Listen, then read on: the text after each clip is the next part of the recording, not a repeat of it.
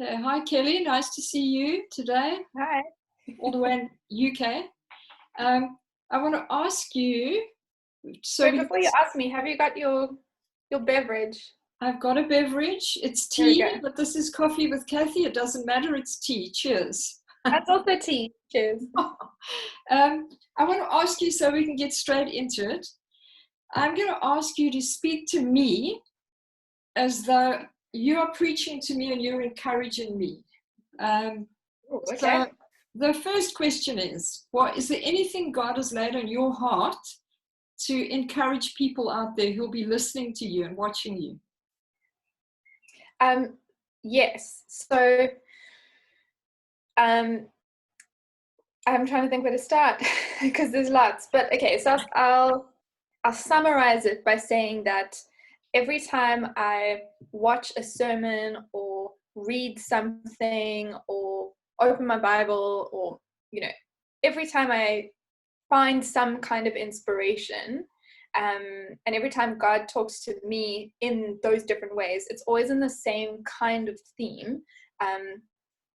It's like along the lines of remembering that God is number one, Jesus is your first love, and just keep coming back to Him, and that's where you will find your strength. That's where you'll find your joy, your hope, your rest, all of those things.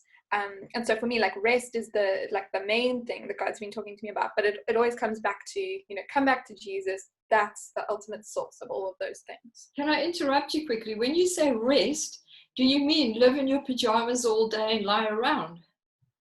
I don't. I was talking to Glenn this morning actually, because like I have a lot of things to do today, but the way that I've structured my week, the things that I need to do on like the things that I've designated for today, it's not a whole long list of stuff to do today. And so in theory, I could have like half the day off and not do anything. But I just said, I was like, I just don't feel like that's satisfying. If I sit around and do nothing, I'm not going to feel rested. I need to have days or chunks of time where I do nothing, but it's more satisfying when those chunks of time are wedged between like busier times, like a morning of doing lots of work, ticking off things on my checklist, an evening of hanging out with friends or family on Zoom, and then like an afternoon between the two where it's like, nothing. I can breathe. But if it's just a whole day or a week or a month of doing nothing, I think I might go crazy. You like to be productive. I do, yeah. You are a goal-orientated person. I know I asked you what is God laid on your heart, so this is it. Preach to me. To answer your question about sitting around in my pajamas all day, one, I am currently wearing my pajama pants, so I'm not going to pretend that I have put jeans on, because this is a global pandemic. If you're wearing jeans in a global pandemic, look, props to you. And there we go. So I am wearing pajamas, and I'm not going to lie, I do wear at least pajamas on the bottom half most days, because let's be real, no one's looking at the bottom half. They just care about the top half and the front. So the back looks terrible, and the bottom, I'm in pajamas. But I found, like, I was talking to my Connect group earlier this week, and we were just talking about, what kind of things make us feel restful. And for most of us, restful, is that a word? Restful? Rested? Restful? Yeah. You know what I mean? We were just saying it doesn't feel restful if all you do is nothing. And so I've started reading a book. I'll show you what it is. It's called Simplify by Bill Hybels. So good. I've heard, like, a couple of my friends have recommended it to me, and I was like, oh, another book about simplifying. I don't have time to do that. Irony killed me. But eventually I just bought the book and started reading it. So I'm only on chapter 2 at the moment, so I'm not going to profess to know everything. But something that Bill Hybels says in the book, like a couple of times, is like, being rested isn't about doing nothing. It's about doing more of the things that you should be doing. Yeah, I like that. So it's like, and that for me was really profound, because I don't want to do nothing, but I want to do stuff and feel rested. Yeah. So I thought that it meant having a bit more control over my day or my week. And, if people say, hey, can you do this project? I should feeling rested should be like, do I want to do this project? Mm. I don't know. But it's not about that. It's about like, that the job that you have, or the things that you're doing in your life are the right things. It's the things that God has told you to do. It's you're living in your calling, you're living out your destiny. Then you can have a long to-do list, but it doesn't feel stressful. You don't get burned out because it's the right stuff. So I don't know what that looks like for everybody, but I know for me, I'm literally doing my dream job of marketing and blogging in 2 different capacities. One is all about weddings, which I love. The other one is for my church, which I love.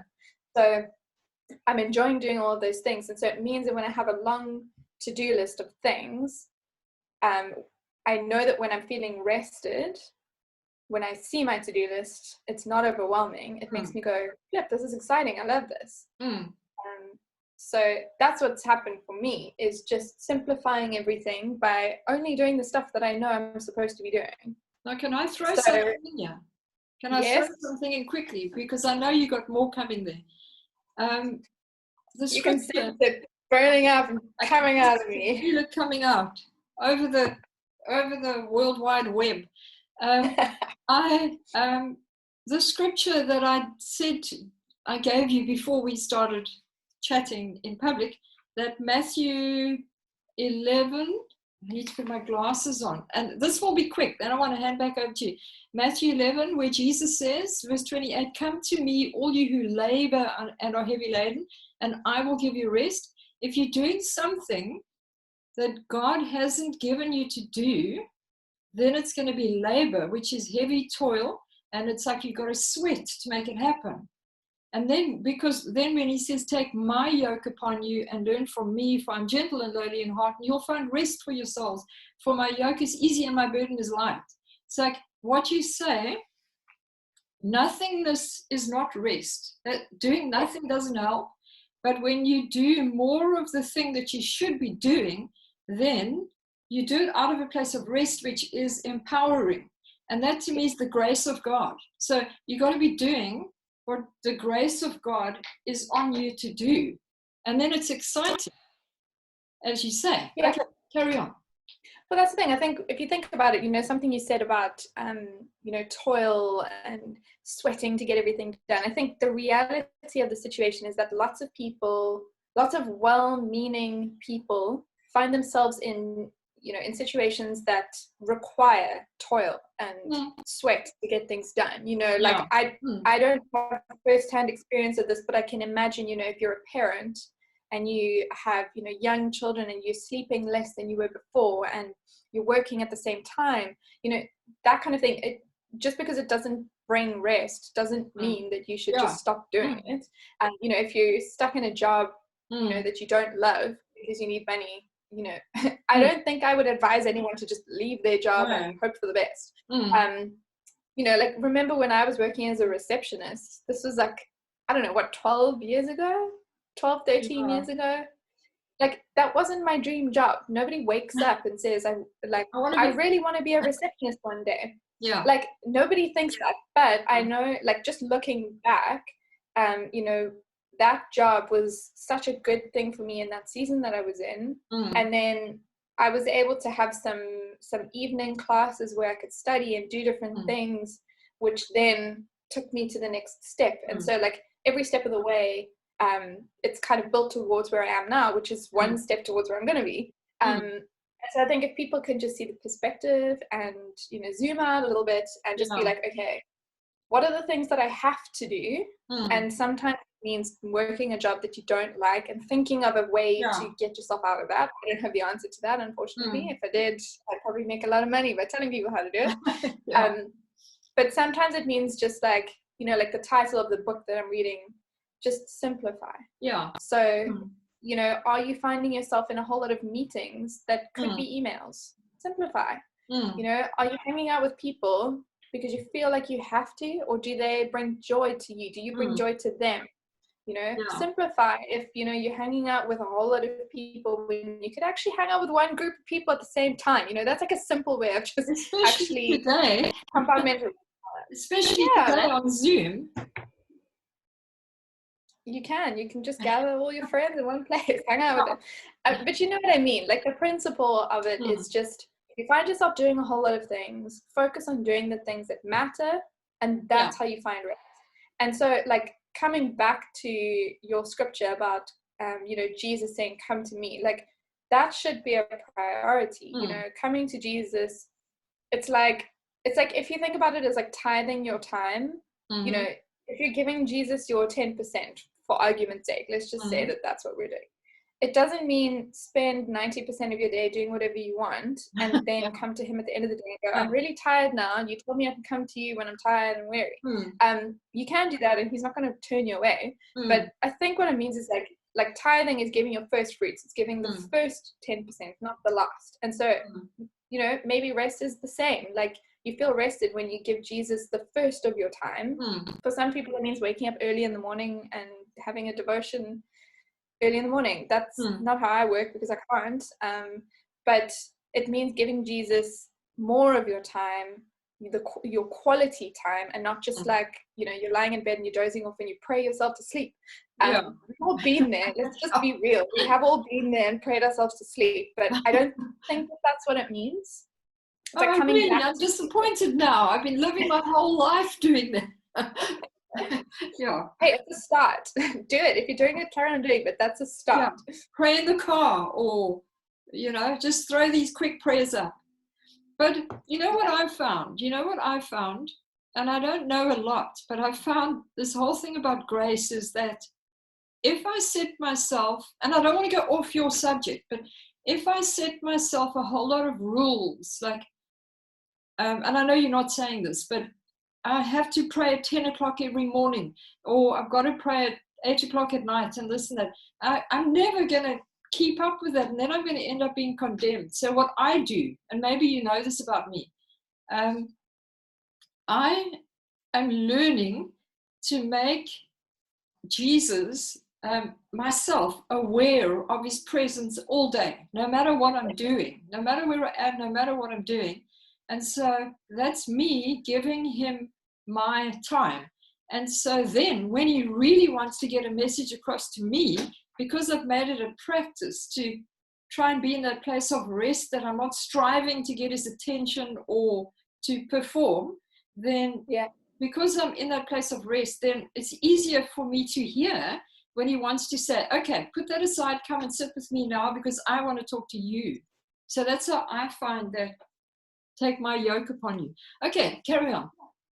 No, but that's exactly it. I think, what I'm not suggesting, and I don't think anyone would suggest this, is to add more stuff to your to-do list. It's not about like, build in a 2-hour devotion every morning and then, read a book and then do this and that. It's like, like you said, spending time with God is something that we should be doing all the time, like always with his presence. And for some people, that means having worship music play in the background while they're doing their work. I know I like to do that. It just, puts me in a good mood.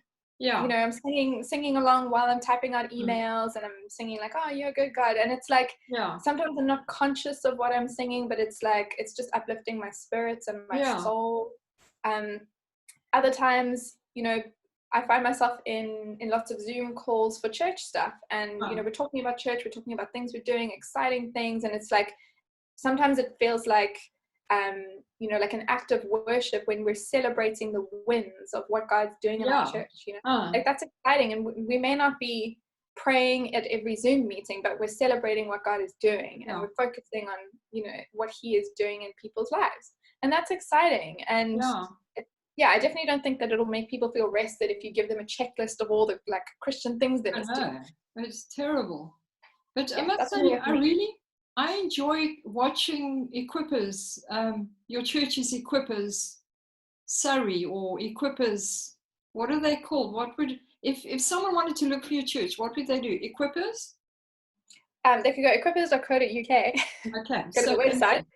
Because or on Facebook, Equippers Surrey is what you'd find. Well, because I've liked the page and I've attended your Sunday morning or evening things now and again, I see them pop up in the news feed and all the little things that happen, and I really like what they stand for, because I say this to a lot of people. And then you're going to finish your message. I say this to a lot of people about the church that you and Glenn are part of, is that they are word-based, they're faith, like faith people, but they're open to hearing from the Spirit of God. It's not just like, this is what the word says and you will do it.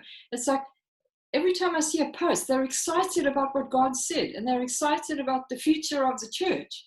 And I know when we were there on the Sunday evening when South African President Cyril Ramaphosa made the announcement that we were going into lockdown, and already in the UK there was talk about it, and we couldn't shake hands with people. Everybody was doing the elbow bump and that kind of thing.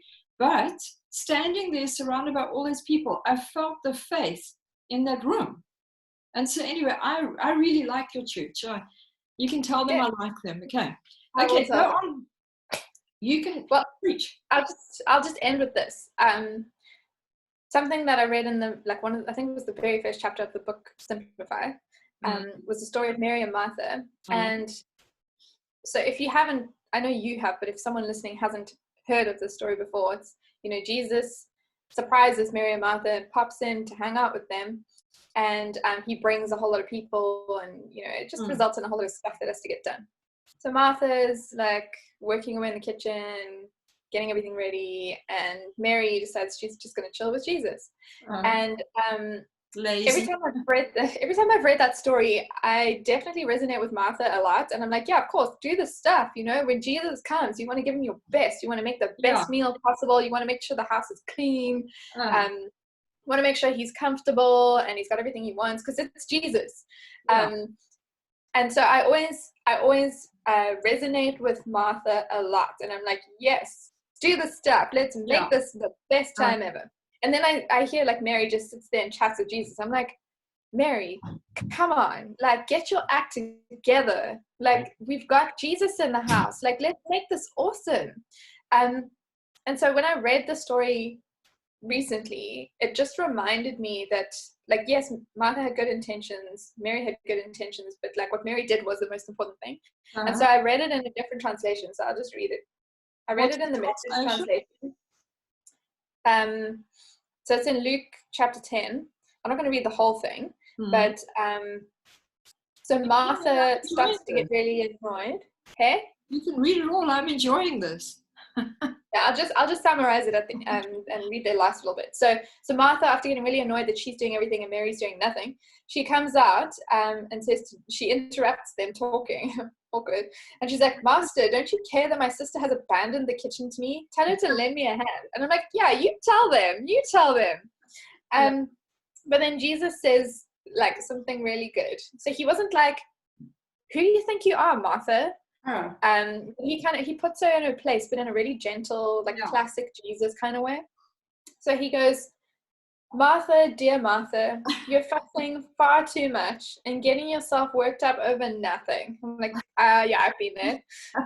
One thing only is essential, and Mary has chosen it. It's the main course, and it won't be taken from her.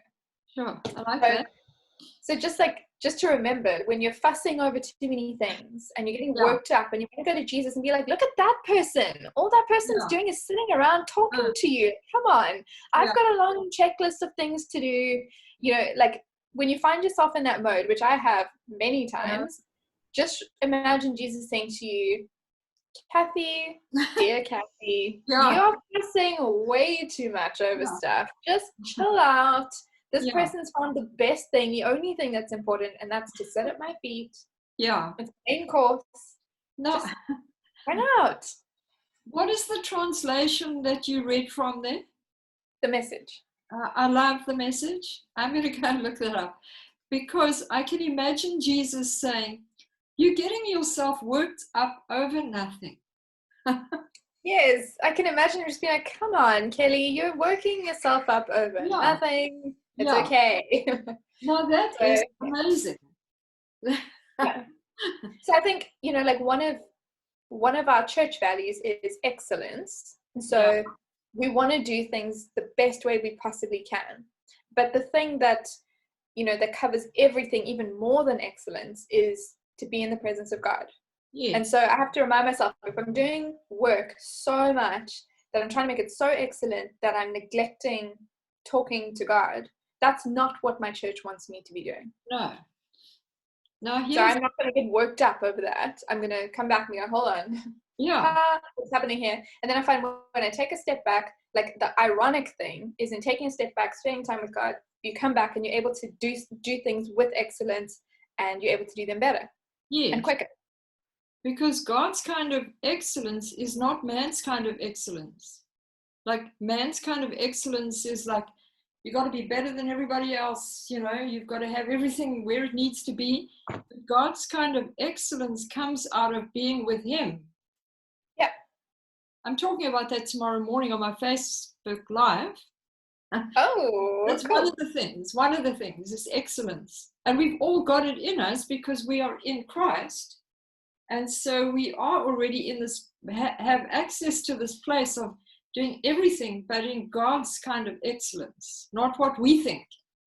So that is a fantastic message that I know a lot of people need to hear today, or forever, not just today, but especially now where people feel like it's like we've been forced to be in this place of nothingness. But do you agree with me that in this place where we can't get out and do all the productive things, we can't, be out there doing it, but God's giving us an opportunity to prepare and to still be productive while we're at home? Yeah. Yes. Good. I agree. Glad you agree with me. Okay, so we are going to say goodbye to everybody else who'll be watching us, but I definitely want to do this again with you. I know I've got to book you like weeks in advance, but I want to do this again with you. We're going to call it Coffee with Cathi and Kelly. I like it. Yeah. Okay, so let's say goodbye to everybody else.